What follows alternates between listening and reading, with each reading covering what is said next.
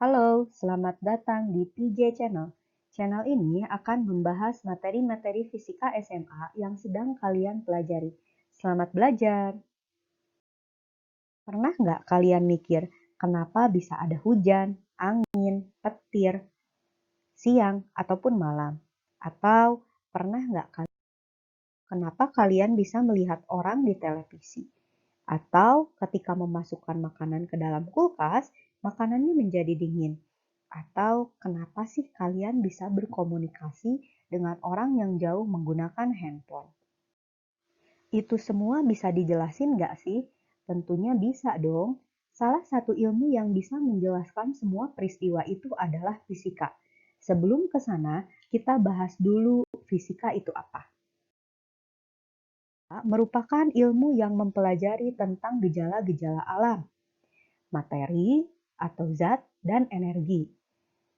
Untuk memahami lebih jauh mengenai fisika, mari kita kupas lebih dalam.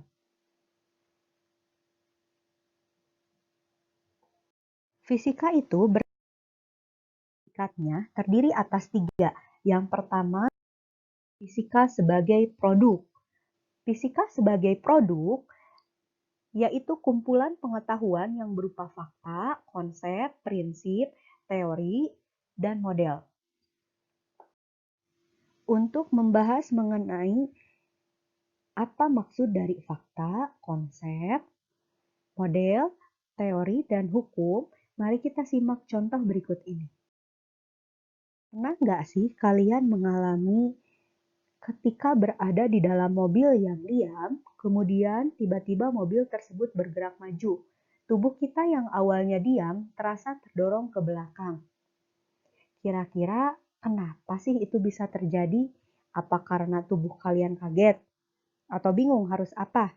Atau mungkin karena ketika mobil bergerak maju, tubuh kita menginginkan untuk tetap diam. Sebenarnya, bagaimana sih penjelasannya? Pada kejadian tersebut berlaku konsep kelembaman, yaitu kecenderungan benda untuk mempertahankan posisi atau keadaan awalnya.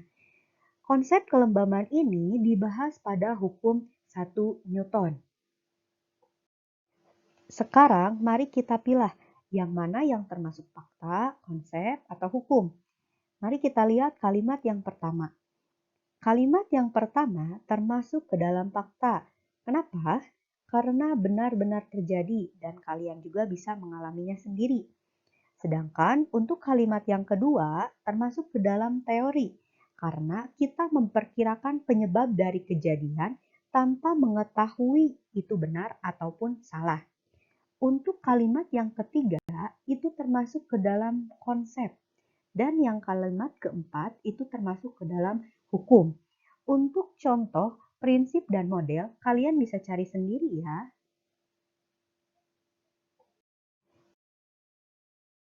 Adalah fisika sebagai proses. Produk yang tadi kita bahas harus melalui proses mulai dari pengamatan, perumusan masalah, penyusunan hipotesis, uji coba, analisis data, hingga penarikan kesimpulan. Untuk melakukan serangkaian proses tersebut, kita harus memiliki sikap. Tapi sikap yang seperti apa sih? Nah, adalah fisika sebagai sikap. Sikap yang diperlukan yaitu adalah sikap ilmiah seperti rasa ingin tahu, berani mencoba, kreatif, teliti, objektif, jujur, terbuka, mau bekerja sama, dan mau mendengarkan pendapat orang lain. Selanjutnya, bahas mengenai ruang lingkup fisika. Fisika terbagi menjadi dua era, yaitu fisika klasik, yaitu membahas mengenai gejala-gejala yang dapat ditangkap oleh panca indera. Contohnya, ketika sebuah mobil bergerak dengan kecepatan 72 km per jam. Kita masih bisa kan melihat pergerakan mobil tersebut? Kemudian, era yang kedua adalah fisika modern, yaitu membahas mengenai gejala-gejala pada skala atomik, subatomik, dan partikel-partikel yang bergerak dengan kecepatan tinggi. Contohnya, seperti sinar matahari yang sampai ke bumi. Kenapa kita dapat merasakan sinar matahari, sedangkan yang kita tahu jarak antara matahari dan bumi adalah 149,6 juta kilometer. Hal tersebut karena kecepatan cahaya matahari sebesar 3 kali 10 pangkat 8 meter per second atau 1.080.000 kilometer per jam. Selanjutnya, kita bahas mengenai bidang-bidang penelitian dalam fisika. Contohnya, fisika material, fisika instrumentasi, geofisika, dan astrofisika. Sebenarnya, masih banyak bidang penelitian lain yang akan kalian temui jika kalian mengambil konsentrasi fisika di perguruan tinggi. Penjelasan tentang hakikat fisika, semoga bermanfaat dan sampai jumpa di video selanjutnya.